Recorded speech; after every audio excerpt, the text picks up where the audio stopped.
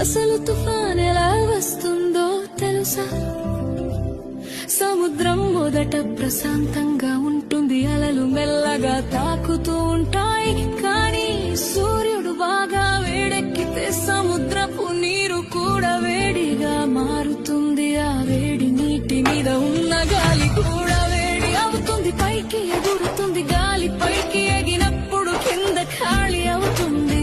అప్పుడు చుట్టుపక్కల చల్లని గాలి ఖాళీ నింపడానికి వస్తుంది. ఇలా గాలి ఎగరడం దిగడం మొదలవుతుంది. అలా తిరుగుతూ తిరుగుతూ ఒక పెద్ద చక్రంలా మారుతుంది. మొదట్లో అది